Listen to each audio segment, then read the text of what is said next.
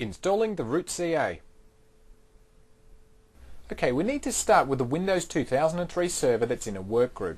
So what we've done is we've just installed a brand new Windows 2003 server and we've given it a name of CA root, so it's easy for us to identify that this one is going to be our standalone root CA. So what we'll need to do is we'll click on Start, Control Panel, Add or Remove Programs. And then we'll come over here and we'll click the Add or Remove Windows Components. Now, because we're installing a certificate server, we'll need to click on Certificate Services.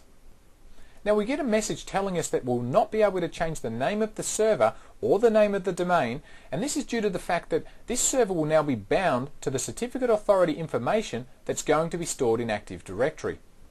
If we do change the server name later, this will invalidate our certificates, so it's just a warm, friendly reminder that if you need to change the server name or domain name for any particular reason, do it now and not after you've installed the root certificate authority. So we'll click on Yes. Now before we actually continue here, if we double click on Certificate Services, we can actually see what subcomponents are being installed. Now you'll note that the certificate service actually consists of two separate subcomponents: the Certificate Services CA and the Web Enrollment Support. Now we're going to run into a problem here, as by default IIS is needed for the Web Enrollment Support, but IIS isn't installed on this computer. In addition, installing the Web Enrollment Support doesn't automatically install IIS as you might think it would. So when we install the Certificate Services, you will get a message telling you that this is going to be a problem. But that's okay. You can either install IIS as well now by selecting the Application Server role here and then going down and selecting IIS. But we'll show you how to do this later. So we'll click on Next. And now we have to tell the wizard what type of CA we want to install on our server. Now in a workgroup situation, the first two options here are greyed out. They're only available if your server is part of a domain. So we'll go ahead and we'll leave the standalone root CA. Now down the bottom here, we have a checkbox Use Custom Settings to generate the key pair and CA certificate. Now I'm going to go ahead and check this box. Now you probably wouldn't need to select this option, but as this server is going to be our root CA, we can have some additional control over how we wish to configure this server, things such as the key length, so this is going to be a good idea, so we'll click on Next. Now here we get to choose the cryptographic provider that our standalone CA will use to generate the public and private key pair. So we'll just go ahead and we'll choose the default here, but if you do have any additional solutions already in place that use perhaps some of these other additional cryptographic providers, then you might want to use one of these to remain compatible with your existing third-party software. Now if I need my cryptographic service provider to interact with the desktop, for example, if we require a smart card to log onto this server, then we would simply check this box. Now the hash algorithm over here is what our CA will use to generate a mathematical hash value from our private key for any software signatures. Now we'll just accept the default of SHA-1. Now for the key length, we have four choices. The default is our 2048-bit key length, but you can certainly change this if you wish, and we do have four options: 512, 1024, 2048 and 4096 bits. But what I'm going to do, because this is going to be our root CA, we want our encryption to be as strong as possible, so I'm going to go ahead and choose 4096. In fact, Microsoft best practices dictate that installing the root CA with a key length of 4096 and the intermediate CAs with a key length of 2048. So what we're really doing here is just keeping in line with them. Now finally, I could use an existing key to generate my certificates as well. Now I would choose this option if I had a key from an existing installation that perhaps failed and I wanted to import the key that I'd saved. Now I could simply select Import, browse to where I've saved my key, enter the password, and then it'll appear in this list for us to select. And then finally, I can use the certificate associated with this key if I've actually imported one. Okay, everything looks fine here, so we'll click on Next. Now we have to enter in a common name for this CA. Now you can call this whatever you want, but I'll just call this one CA root, so it easily identifies the fact that we're dealing with a root CA. Now down the bottom here we can change the validity period. Now when you change the validity period, the expiration date will change over here. So we'll change this one, because this is our root CA, we'll change it to 10 years and the date has now changed to 10 years in advance to 2014. Now in the middle here we see the distinguished name suffix. Now if this server was a member of a domain, then we would see a domain component of the server. So for example, we'd see DC equals test domain and DC equals com. But as this is a workgroup member, we'll only ever see a common name here of whatever we provided above, which of course is CA root. So we'll accept this and we'll choose next. And now we can see it's generating our cryptographic key. Now we have to provide a path for our certificate database and database log. Now if this certificate authority was generating a lot of certificates, I'd put the database and the logs on separate drives to maximize their performance. But as this is our root CA and it will only ever be issuing certificates to a few intermediate CAs, then it really doesn't matter. So we'll just accept these default paths. Now down the bottom here, we can also provide a path to a shared folder. In fact, this is actually a requirement, and we'll just accept the default path of CA config. Now above this here, there is a box for storing the configuration information in a shared folder, but it's grayed out. Now if we were in an enterprise CA in an Active Directory domain environment, we'd be able to use this option to store the shared folder in Active Directory. But as we're installing our standalone root CA in a workgroup, we can't use this, but that's okay, we can use this option later on, so we'll accept these defaults and we'll click next. Now make sure you have your Windows 2003 CD-ROM in the drive, as installing our root CA will require files from the CD. So what I'm going to do is I'm going to pause this video here and we'll return when the certificate services has been installed. Okay, as we said when we started this installation that we would get an error message telling us that IIS is not installed and that our web enrollment support will be unavailable, so that's okay, we'll just click OK. Okay, and we're finished. So we can close all this down now.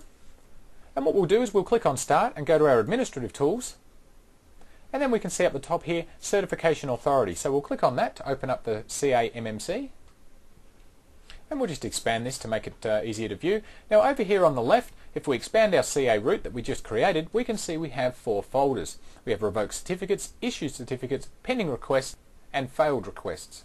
So let's take a look at some of the options that we have in the Certification Authority. So we'll right click on our CA root and we'll select all tasks. Now we can see here that we can start the service if it's been stopped, or we can stop the service. Of course we can also do this from the Computer Management MMC or the command line using the netstart and netstop cert svc command. Now we can also submit a new request, we can back up and restore our CA. Now backing up the CA is important for obvious reasons. We can use this option to back up our certificates, the database and the database logs, and of course if our system somehow gets corrupted, then we can use the restore option to bring our system back. Now you'll notice here that I can also renew my CA certificate. Now it's unlikely that I'm going to want to perform this task for quite a while because our root CA has a lifetime of 10 years. But you can do that if you want, and you might want to do this if you feel that your CA has somehow become compromised or there is a security risk, as renewing the CA certificate will cause the cryptographic service provider to generate a new public and private key pair. So what I'll do again is we'll leave our right click here on our CA root and we'll select Properties. Now you can see that we've got quite a few tabs here, so we'll go through them, starting with the General tab. On this tab we can see the name of our certification authority, which is CA root, and what certificates that this CA is able to issue. We can see this cryptographic service provider, which is the Microsoft Strong cryptographic provider, and we can see the hash algorithm that it's currently using, which is SHA-1. Now currently our first certificate is set to 0. Now this is the first and default certificate that we have. If we want to view our certificate, we can simply highlight it and click on View Certificate. Now when we view a certificate, we can see the purpose of the certificate, and we can see the certificate name and who it was issued by. Now as this is a root certificate, the certificate will have been issued by itself, as you can see. And this is simply because there's no higher authority to issue certificates than our root CA. We can also see when our certificate is set to expire, which of course is 10 years from now. If we go up to the Details tab, this tells us a little bit more about our certificate. Basically it adds to what we saw in the General tab. Here we can see additional details such as things like the key length. And on the certification path, we can see the path that we took to get to this certificate, or the hierarchy of the certificate if you like. Now for this certificate, the hierarchy is simply just CA root, again as there is no additional CAs that provided a certificate. Now the next tab we have is the Policy module. This simply determines what happens when a request for a certificate comes to this CA. So if we click on Properties, we can see that the default behavior is to set the request as pending and wait for an administrator to manually approve the request. Now because this is our root CA, this is fine, and I'd rather manually approve a few certificates myself. But if this was an enterprise CA and it's issuing thousands of certificates, you'd probably want to set this to automatic. If we choose the Select button, we can see which policy modules we have to choose from. Now, currently, of course, you can see we only have the Windows default module, but if you have any third-party plugins, then you have others that will appear in this list. Now, on the Exit Module tab, we can add additional exit modules, which determine what happens after a certificate is actually issued. Now, by default, we only again have the Windows default module. But as with the policy module, we can add more if we have any third-party products that actually make use of this feature. Now, on the Properties button, we only have the one option, and that is to allow certificates to be published to the file system. And this option will write the certificate to the cert enroll share on the CA. So if you do decide to change this option, you will have to restart your certificate service for this to take effect. Now, on the Extensions tab, we can see the Certificate Revocation Distribution Point, or CDP. Now, when a client needs to get a certificate and find their way up to the root CA, they'll first need to find the certificate revocation list. Now, this is important because if they cannot locate the certificate revocation list, then they'll be denied access to whatever resource they were trying to access. Now, we can also select the Authority Information Access, and this is where we'd obtain certificates for this CA. Now, in the windows below, we can see the locations that the CDP is stored at. And here you can see we have 4 default locations, the cert enroll share, Active Directory using LDAP, a web page, and of course the file system. Now, down here we see a few options. Publish Delta CRLs to this location.